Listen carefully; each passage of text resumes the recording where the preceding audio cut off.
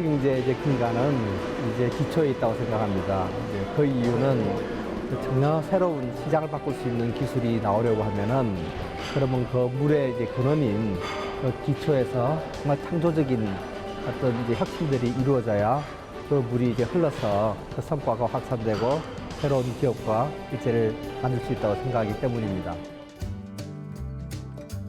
자연에서 일어나는 모든 현상을 이해하고 규명하는 가장 기본적인 학문 기초과학. 공학과 응용과학에서 개발된 현대의 수많은 산물들은 기초과학이라는 밑바탕 없이는 탄생할 수 없었다.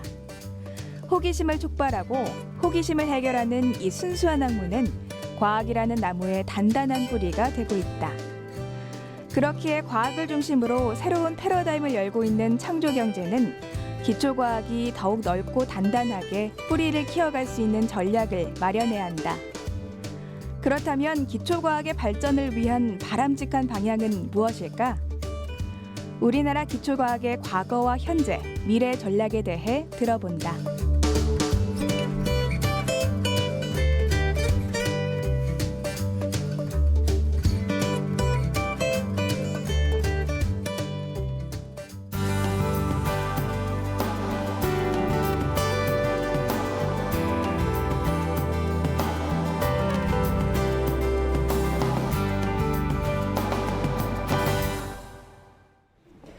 예, 반갑습니다.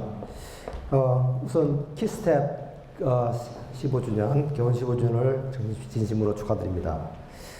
사실 제가 하고자 하는 얘기는 사실 여기 계신 이제 과학기술계 원로 선생님, 그 리더들께서 그래도 누구나 할 수 있는 얘기입니다. 그걸 다시 한번 말씀을 드리는 것이죠.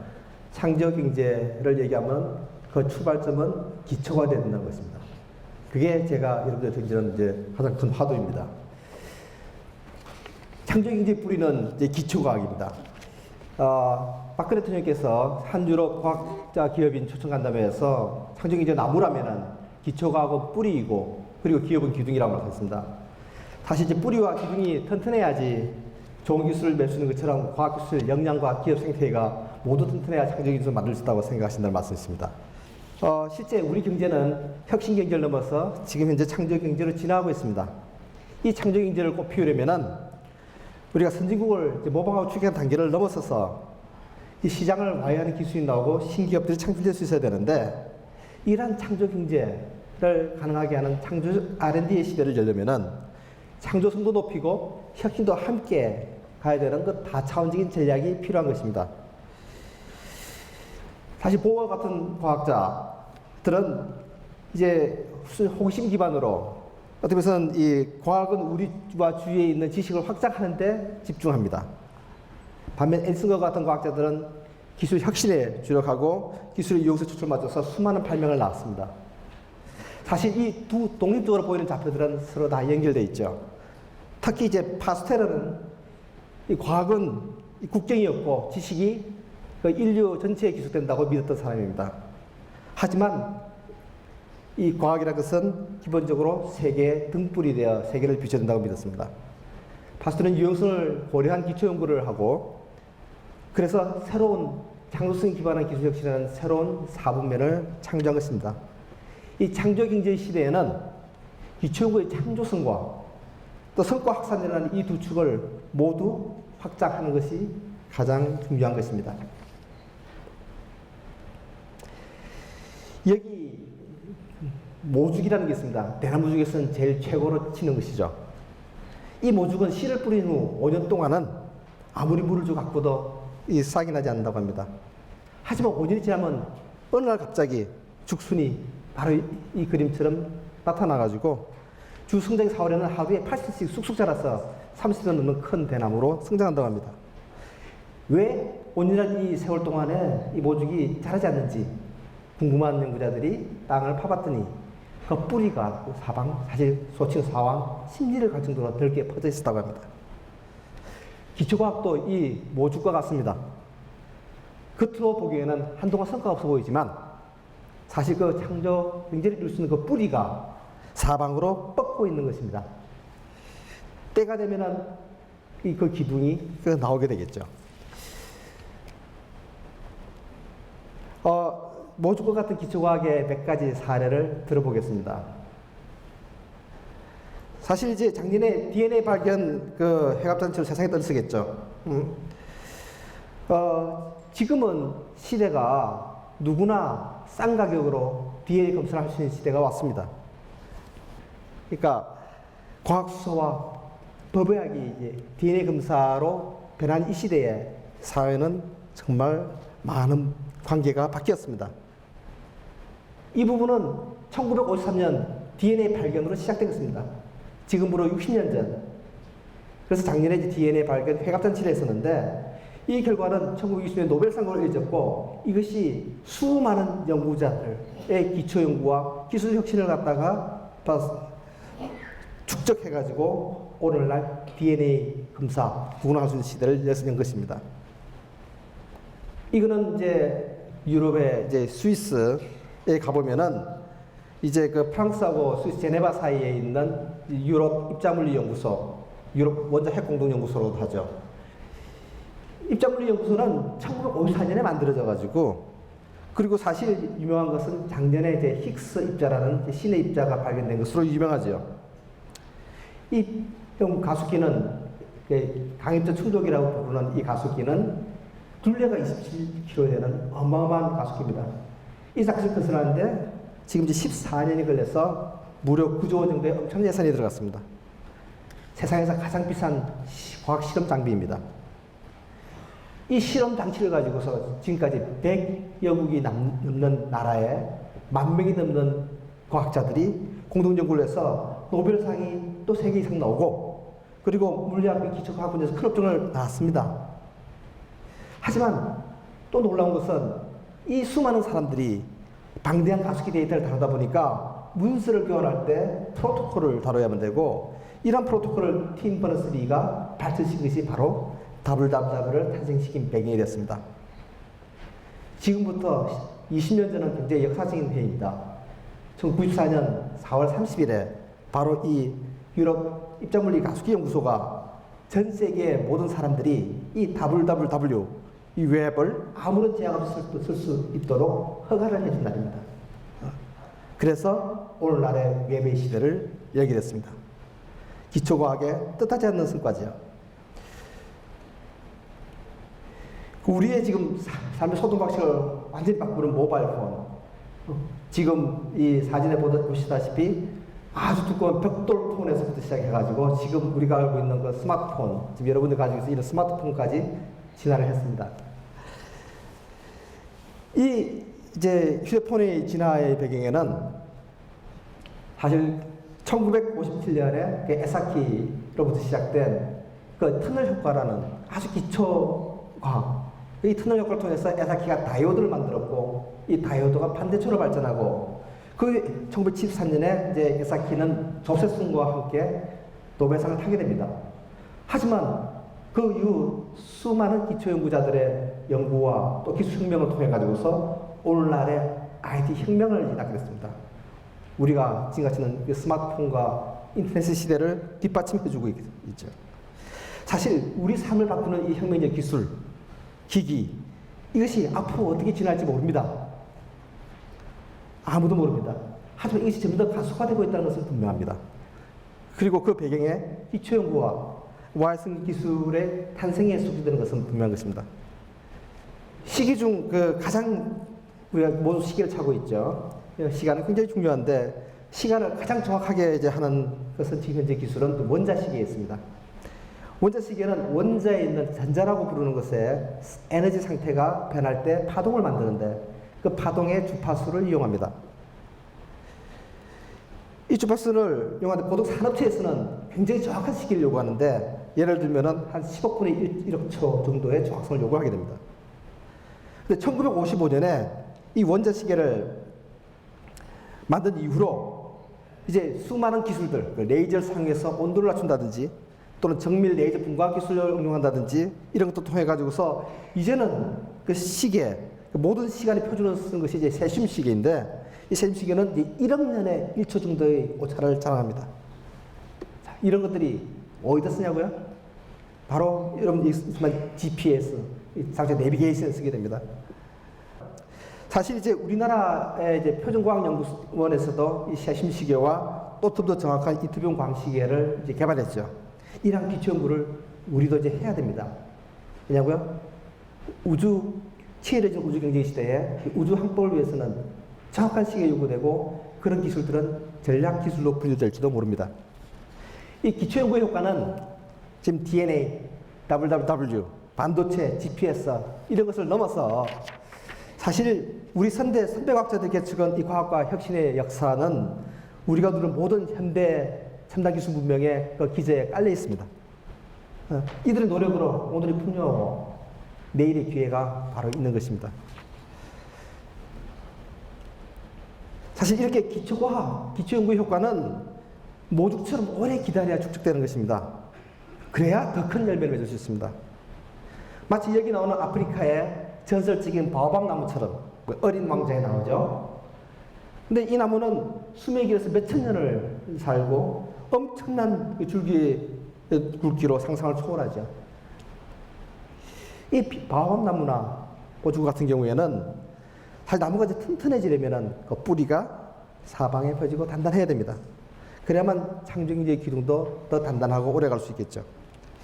이러한 기초연구의 효과를 좀 더 단순하게 그냥 정장적으로만 그리고 효율적으로만 계산하는 것은 잘못된 것입니다.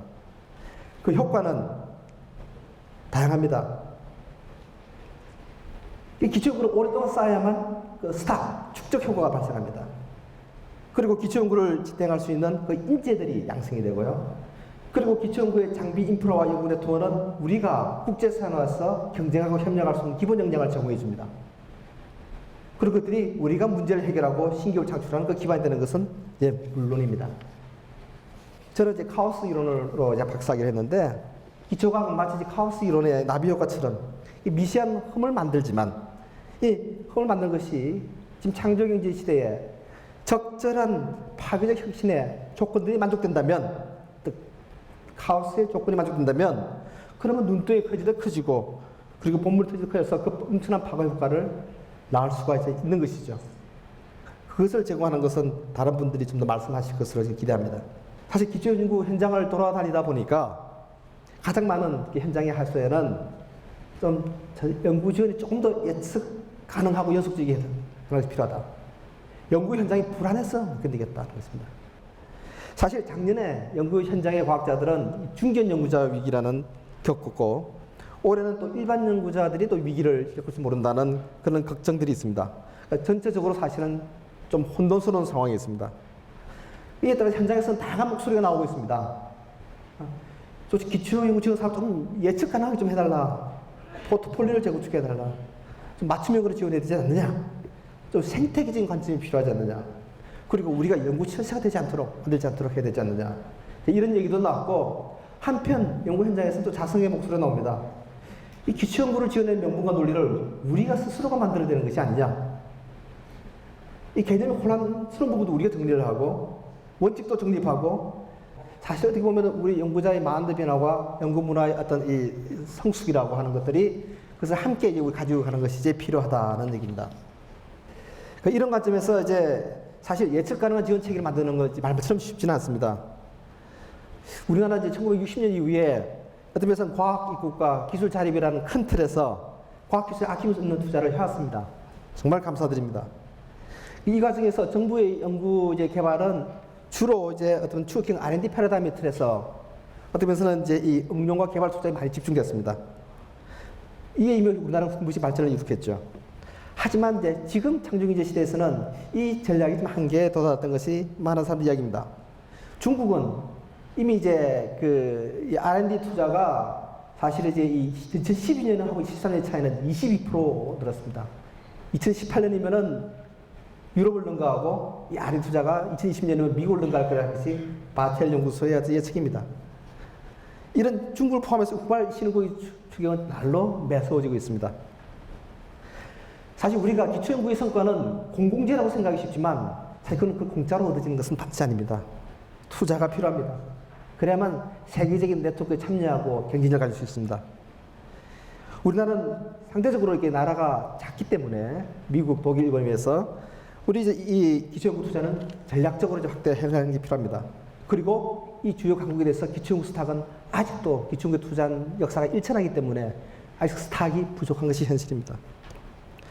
특히 작년에는 이 연구자의 70%가 집중해 있는 대학에서 기초연구 세력의 이제 바닥이 좀 이제 무너진다는 그런 우려가 많아져서 자, 그런 부분들을 이제 복원하느라 사실 2007년 이후로 이 소규모 개인 연구, 이 기초연구 생태계에 보게 되면 그 피라미드의 그 바닥에 해당하는 부분들에 대한 많은 투자가 됐습니다. 그런데 이제 작년에 이제 어떤 면에서는 중견 연구의 위기를 겪으며, 그러니까 연구자를 지원하다 보면은 연구자의 생애 주기를 고려해야 되는데, 그걸 고려해서 연구자단에서는 일반 신진부터 핵심 중견, 그리고 이제 도약, 국가과학자들까지 그 사다리를 만들고 있습니다. 그 사달의 이제 허리가 이제 실종되면서 중견연구 위기가 다가오고 이 피라미드가 이 기존 생태계 피라미드가 모래시계 바꾸는 게 아니라 우려가 많이 제시됐습니다.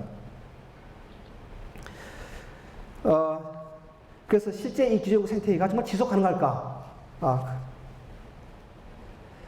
그래서 이제 중요한 이슈들 현장에서 제기되는 것들을 이제 모아볼 때 우리가 이제 가야 되는 것은 새로운 형태의 기초연구 생태계를 좀 디자인해야 될 것 같습니다. 그러니까 대학의 기초연구 주로 집중되어 있는 그런 연구뿐만 아니라 그러니까 출연연의 기초연구, 그리고 이제 새로 만들어진 IBS 본격화되는 IBS의 기초연구에 이제 이 삼성 미래기술재단으로 이제 대표되는 민간의 기초연구들을 다 포함해가지고 전체 틀이 하나의 피라미드가 아니라 피라미드군으로서 어떻게 만들어지는가를 해야 되고, 이걸 하기 위해서는 기본적으로 이제 생애 전주기를 바라보는 사다리를 어떻게 정착시킬 것인가, 여러 지원 사업 간에 어떻게 상생과 보완과 연결할 것인가, 그리고 전체적인 거시적 시야에서 기초연구비를 어떻게 배분하고 포트폴리오 구축할 것인가를 고민해야 예측 가능한 연구 지원 체계를 구축할 수 있다고 생각합니다. 독일도 기초연구 강국 중에 하나입니다. 독일의 경우에는 대표적인 과학연구 지원기관 또 연구기관으로 이 DFG는 한국의 연구재단에 해당하죠. MPG가 있습니다. MPG는 좀 더 비슷한 것은 IBS를 들 수가 있고요. 이런 연구기관들은 기본적으로 자율적으로 운영될 수 있는 체제, 흔히 얘기하는 그 사이언티스트 가버넌스라는 체제를 가지고 있고, 사실 그 연구 현장의 니드에 맞춰가지고 유연하고 맞춤형으로 지원을 하게 됐습니다. 그리고 개인 연구 지원을 중심으로 하는 DFG와 좀 대학에서 할 수 있는 연구, 그런 또 융복합 연구를 지원하는 MPG가 대학의 파트너로서 서로 과학 커뮤니티와 긴밀하게 소통하면서 그러면서 협력하는 체제를 갖추고 있습니다. 그런 부분을 한번 우리가 참고해야 되지 않을까 싶습니다. 우리 기초연구의 현장의 의견들을 좀 반영해서 몇 가지 쟁점들을 시간이 많지 않기 때문에 짧게 말씀을 드리도록 하겠습니다. 그래서 기초연구 사업은 좀 더 거시적 방향으로 좀 이제 중장기적 방향을 설정해야 됩니다. 수치적 목표를 넘어서 투자 내용적으로 우리 들여다봐야 되고 그 방향을 설정하는 것이 필요합니다. 그리고 모든 사업을 포괄하는 관점에서 포트폴리오를 재구성하는 것이 기초연구 생태계를 위해서 중요하고요. 특히 이제 교육부, 미래부 등으로 나뉘어 있는 기초연구를 모아서 범부처적으로 보는 거시적 시각이 필요합니다. 이런 부분들이 되고, 그리고 기초연구 투자 중에서도 정말 연구 현장의 체감을 높일 수 있는 그런 연구, 그런 사업들에 초점을 맞춰야 된다고 생각합니다. 사실 그 예측 가능한 이제 기초연구 지원책에 잠시 좀 더 말씀드리면은 현장 체감도를 돌리는 방법 중에 하나가 할 수 있는 것은 어떻게 해서 기초연구 과제 선정률이 어떻게 되는가에 대해서 기본적으로 이것들을 좀 관리하는 부분입니다.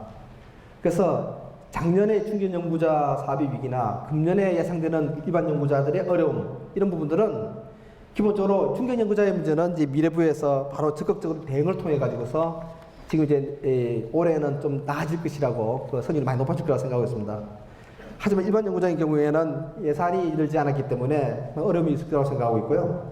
이런 것들을 이제 좀 더 분야별로 적정 구비가 어떻게 되느냐, 과제 규모를 조정하거나 아니면 교육과 미래부가 긴밀하게 이런 부분에서 공조를 함으로써 이런 것들을 적극적으로 극복해 나가야 사실 이 지원 사이클이 3년인데 이 3년의 지원 사이클을 맞춰가지고서 조금 더 재정 당국과 부처가 협력해가지고 조금 더 유연하게 이 대응을 하면은 지금 이 어려움을 좀 더 슬기롭게 극복하지 있지 않을까라고 생각하고 있습니다. 사실 이제 이런 단기 대응이고요. 조금 더 중장기적으로 보게 되면은 기초연구 사업은 또 분야별로 특성에 맞게 좀 특성화를 할 필요가 있고, 그리고 이것들 좀 포괄적으로 지원할 수 있는 체제를 추구하는 것이 굉장히 중요하고, 이런 부분이 굉장히 어려운 과제지만 단계적으로 하나 둘씩 쌓아가는 것을 시작했으면 하는 바람입니다. 앞으로도 이 연구 현장과 함께 서로가 어떤 소통하시면서 또 협력하시면서 이 평가 체제도 개선하고 성숙된 연구 문화를 확산하는데 힘써야 될 것 같고요. 특히 이제 기초연구 포트폴리오나 이 어떤 투자를 확대하는 부분은 기초연구 관련 그룹만 가지고 사실 할 수 있는 것이 아닙니다. 그래서 뭐 넓게는 과학계, 또 더 넓게는 이제 정부 관련 지원기관이나 부처들과 공감대를 확산하고 정책 공조를 해야 하고, 이런 부분, 좀 전에 말씀드렸던 기초연구의 무지개 효과에 대한 부분들을 그에 대한 국민적인 공감대를 가지고 확산해 나가는 것이 필요합니다. 그래서 이런 부분에서 많이 좀 연구도 하고 또 사례도 들고 하는 부분들을 우리 연구 현장에 좀 더 주도적으로 좀 해야겠죠. 그래서 우리가 창조적 R&D 시대, 창조경제 시대에도 기초를 해야 된다는 주도 면목 이니시티브를 지속적으로 확보하는 게 필요하다고 하겠습니다. 그 맨하튼 프로젝트의 리더이자 페르미 연구소의 초대 소장이었던 로버트 윌슨은 1969년 당시에 수백만 불의 예산, 천문학적 예산이 드는 이 가속기를 짓는데, 이 의회 관련 상임위원회에서 가속기를 갖다가 우리에 무슨 도움이 되느냐, 아니면 국가 안보에 어떻게 도움이 되느냐를 물었습니다. 그랬더니 이제 페르미의 답은 전혀 도움이 안 된다는 것입니다. 그렇지만 펀딩을 받습니다. 어떻게 답을 했냐면, 사실 이것이 우리 명예와 우리 국가에 어떻게 보면은 관련된다. 그래서 우리 미국이 지킬 만한 가치가 있는 나라가 되는데 기여한다.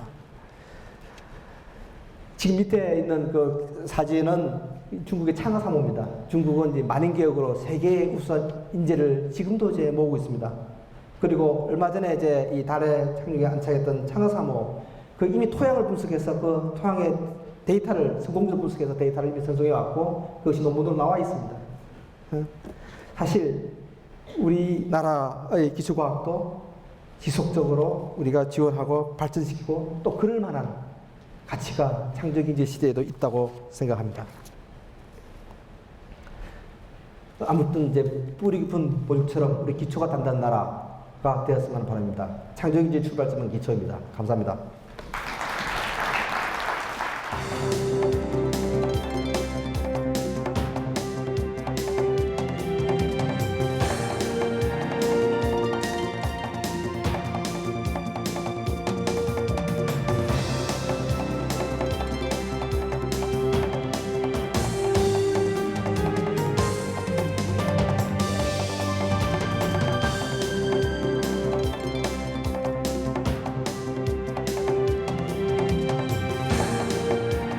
하나의 어떤 그 기초력의 대명사인 기초과학이 하나 아이템이 터지면 사실은 그 효과라든가 이런 게 굉장히 크거든요. 그 경제, 사회, 그 다음에 경제, 사회, 과학기술계 모든 영향이 크기 때문에 장기적인 관점에서는 그 국가 R&D 포트폴리오를 창업도 중요하고 산업도 중요하지만 장기적, 중장기적인 국가의 그 영속성을 위해서는 기초과학도 분명히 굉장히 그 중요한 위치를 가지고 추진해 나가야 할 포트폴리오입니다. 최근 창조경제가 화두가 되면서 연구 성과의 확산을 통한 사업화에만 너무 집중되는 분위기인데요. 실제로는 확산시킬 알맹이, 즉 기초과학 연구의 성과물을 만들어내는 것이 중요합니다. 따라서 연구자들의 창조성을 높일 수 있는 구체적인 대책이 필요하다는 생각을 했습니다.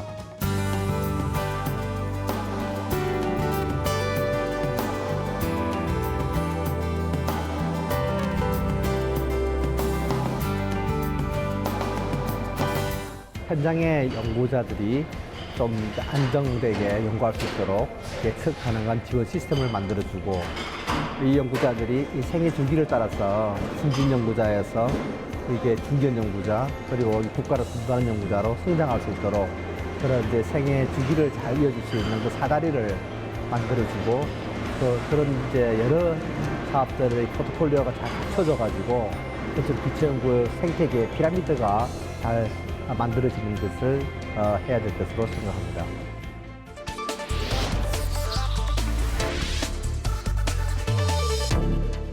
창조라는 거는 어쩌면 신의 영역에 있는 것 같아서 그러니까 그냥 뭐 창조를 해야겠다라는 생각보다는 되게 그 치열한 그 과정 속에 생존을 위해서 버텨내는 과정 속에서 그 일어나는 결과이지 그거를 창조를 추구한다 해서 되는 일인가 그거에 대해서는 사실 좀 의문이 있고 오히려 그냥 자연스럽게 치열하게 뭔가를 고민하다 보면 그 과정의 결과로서 떨어지는 약간 과실 같은 생각이 듭니다.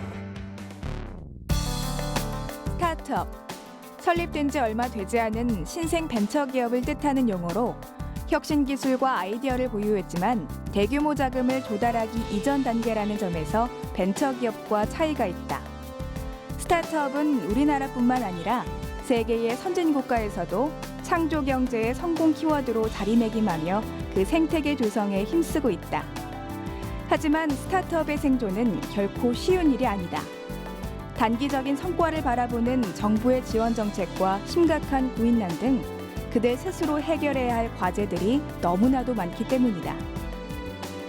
그렇다면 스타트업 창업자에게 창조 경제는 어떤 의미일까? 스타트업 창업자가 해석한 창조 경제에 대해 들어본다.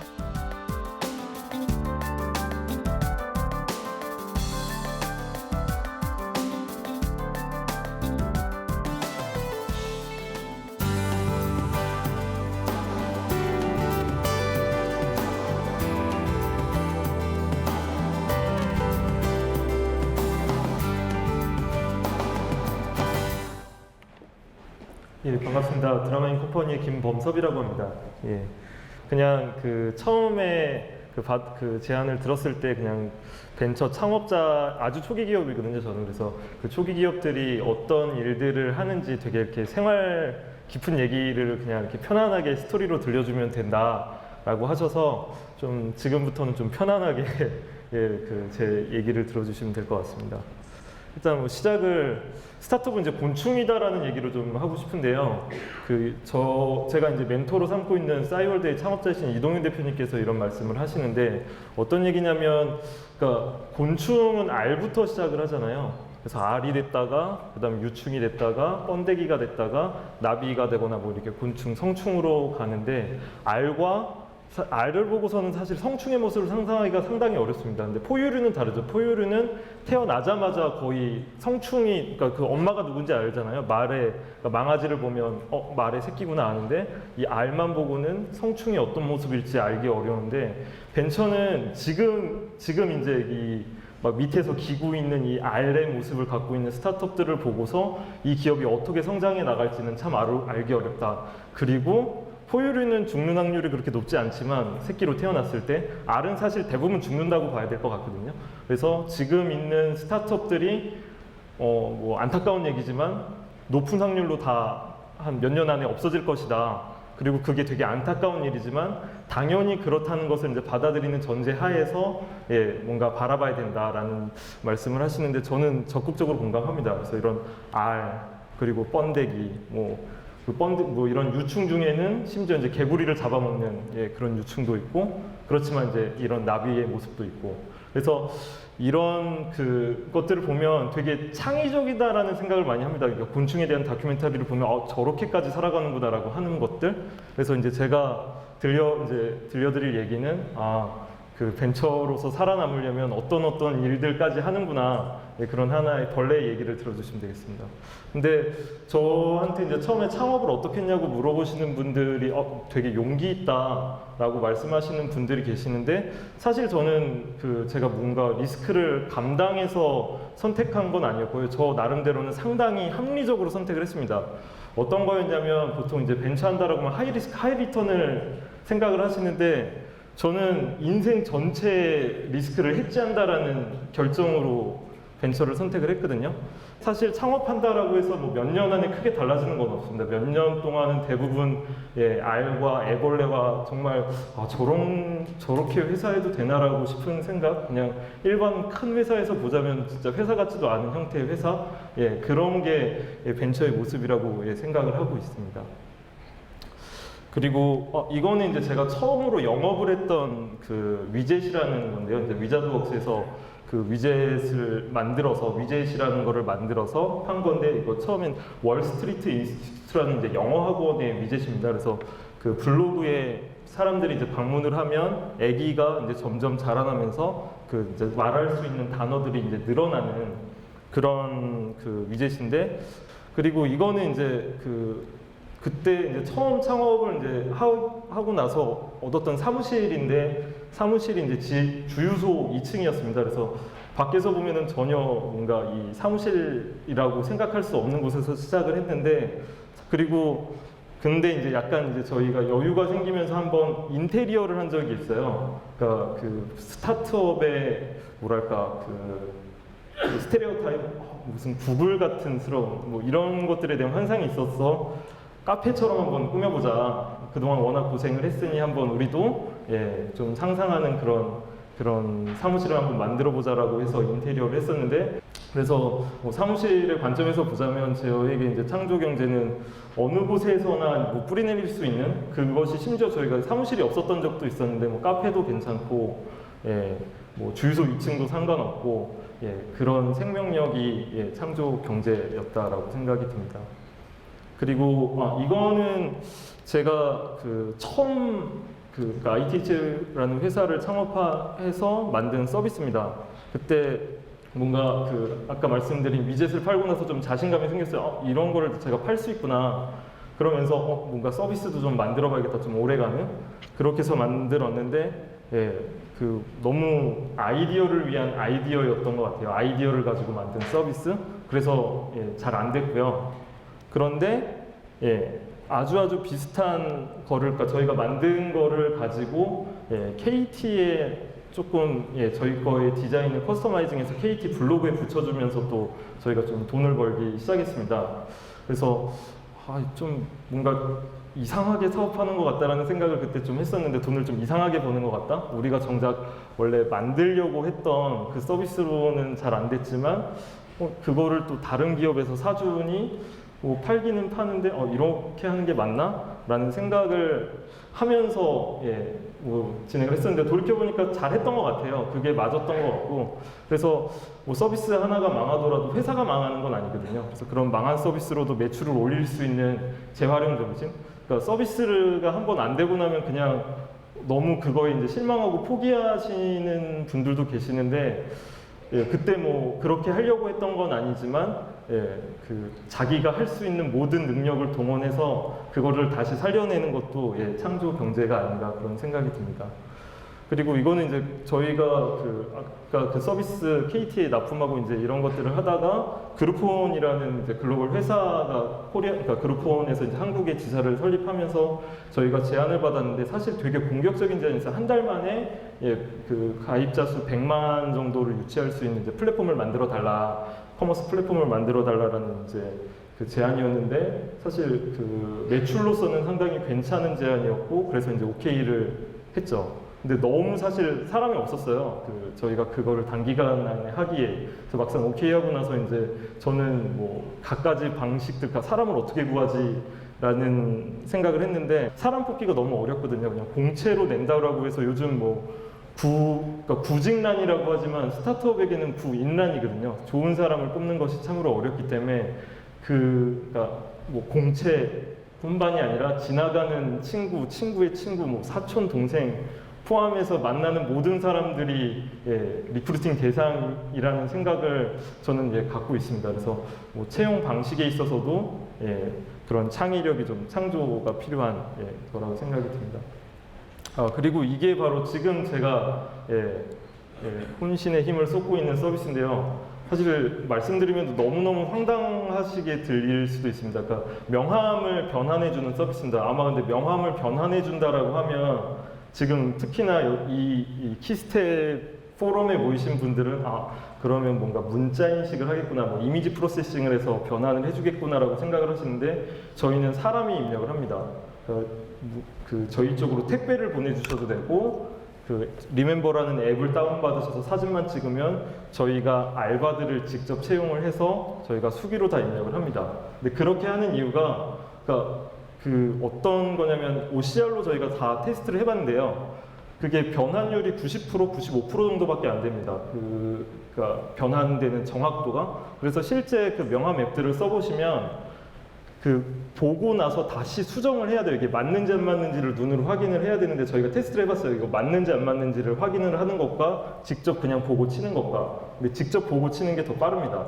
그러니까 그 이유는 뭐냐면 보다가 틀린 데가 있으면 거기를 다시 찾아가서 읽어야 돼요. 그리고 실제 타이핑 속도가 꽤 빠르기 때문에 그냥 그러니까 이거를 인지하는 속도만큼 치는 거죠. 그래서 실제 그러니까 우리나라 전체, 전 세계적으로 보면 그거를 다 입력한다라고 했을 때 모든 사람들이 그거를 그러니까 대략 한 1분 정도 걸리는데 1분 정도의 시간을 명함 하나 변환하는 데 보내고 있는 거죠. 근데 그 집에서 약간 이렇게 시간이 많으신 분들을 활용을 해서 그리고 지하철에서도 저희는 이런 업무들을 할 수 있기 때문에 그러니까 저희가 좀 집중하고 있는 기술은 어떻게 하면 저희 타이피스트들이 좀 더 편하고 빠르고 정확하게 입력을 할 수 있게 해주는가 그런 것들을 내부에서 시스템을 계속 업그레이드하고 있습니다. 그래서 그러니까 저희에게 여기에 기술을 되게 생각하시는 분들의 자리인데 저 또한 엔지니어라고 생각을 하고 평생 엔지니어로 산다라는 마음으로 살고 있지만 그 기술이 해결하지 못하는 현 시점에 문제가 있는데 그거를 어떻게 해서든 기술로 해결하겠다만이 답은 아닌 것 같아요. 그거를 노가다가 현재 그거를 대체할 수 있다라고 하면은 노가다로라도 풀 수 있는 그리고 그거를 기술과 어떻게 접목을 할 건가. 저희가 OCR을 지금 생각을 하고 있는 거는 그 사람이 입력을 해도 오타가 나잖아요. 그 오타를 잡아내는 걸 OCR로 지금 하려고 하고 있습니다. 그래서 정말로 100%의 정확도를 갖는 그 엔진은 단순히 이미지 프로세싱 기술만이 아니라 사람이 포함된 그런 엔진을 만드는 것이 저희의 목표입니다. 그리고 이제 저희의 그 스토리에 대해서는 말씀을 많이 드렸는데, 근데 그 정책들이 대부분 3년, 5년 정도를 바라보는 것 같아요. 근데 이 시점에서 만약에 뭔가 정책이 이루어져서 투자가 일어났다면 5년, 한 3년 뒤, 5년 뒤에 평가를 하면 아마도 숱한 시체들만 보게 되는, 그리고 그거를 가지고 다음 정책에 뭔가를 다시 세우는 그 데이터가 될 텐데, 그러기에는 좀 너무 기업의 이 라이프 사이클에서는 좀 짧은 게 아닌가. 저희도 마찬가지고 보통 어느 정도의 결과를 내는 회사들은 최소한 3년에서 5년 정도 있어야 되는 것 같고, 완전히 IPO까지 간다라고 하면 10년 정도 걸리는 거기 때문에, 그러니까 지금 이쯤 투자했다면 그 결과는 10년 뒤쯤 나오는 게 아닌가. 그래서 좀 더 긴 호흡으로 뭔가 이런 그 정책들을 바라봐 주시면 어떨까 하는 게 제가 드리는 말씀이고요. 저희 제가 지금까지 이제 말씀드렸던 거는 사실 엄청난 아이디어로 사업을 한다거나 이런 것들을 이제 점점 실제 몸으로 겪으면서 믿지 않게 됐습니다. 그래서 창조 경제라는 것도 너무 창조를 내세우다 보면 창조를 위한 창조? 그런 거는 좀 스타트업에는 사치라는 생각이 들고요. 그래서 저희 스타트업에게 창조 경제는 그냥 생활인 것 같아요. 그냥 사무실을 구하는 데 있어서도 어쩔 수 없이 그럴 수밖에 없고, 사람을 구하는 데 있어서도 다른 사람과 같은 방식으로는 구할 수 없기 때문에 다양한 생각들을 하게 되고, 그래서 그런 부분들을 좀 더 지원해 줄 수 있는 그런 역할을 정부가 해주면 어떨까 라는 말씀을 드리면서, 그리고 저희는 아직 성공한 얘기도 아니고 실패한 얘기도 아니고 이제 아래서 깨어난 얘기를 들려드리는 거기 때문에 앞으로 계속 성장해 나가기를 기원하면서 말씀을 마치도록 하겠습니다.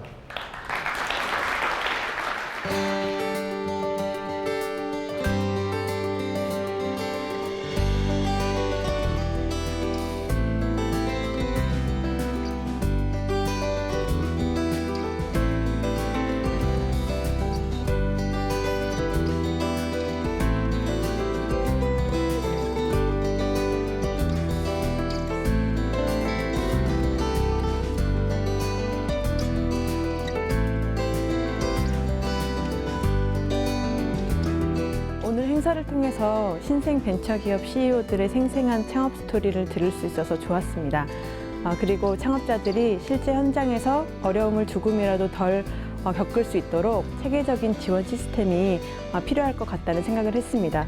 특히 그 벤처기업의 성장 단계별로 상황에 맞는 컨설팅을 제공하고 벤처기업의 고인난을 해소할 수 있는 현실적인 지원이 마련되어야 할 것 같습니다. 창조경제 정책 추진의 성공 여부는 결국 사람에게 달려있다는 것에 공감합니다. 창의적인 인재를 어떻게 기르고 도전하게 하느냐가 중요하다고 생각합니다. 창의적인 인재가 지속적으로 육성될 수 있는 교육 시스템을 만들고 그들이 도전 정신과 기업가 정신을 가질 수 있도록 끊임없이 불러일으켜주는 것, 그것이야말로 창조경제 실현을 위해서 최우선적으로 필요한 일이 아닐까 생각합니다.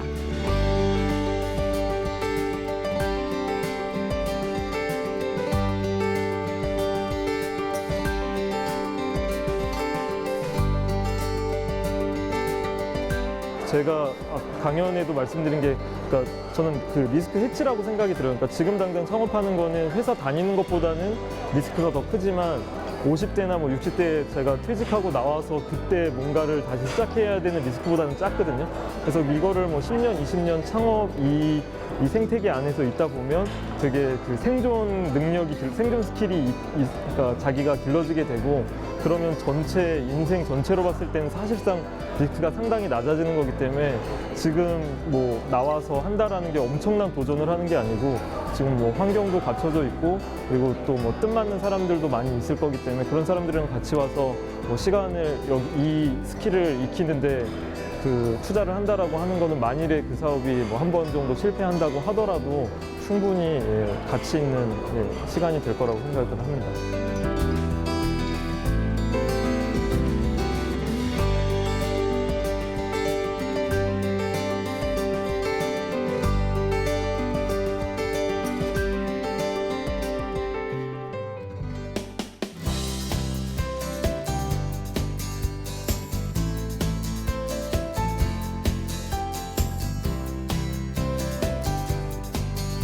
기생충은 우리의 오래된 동반자입니다.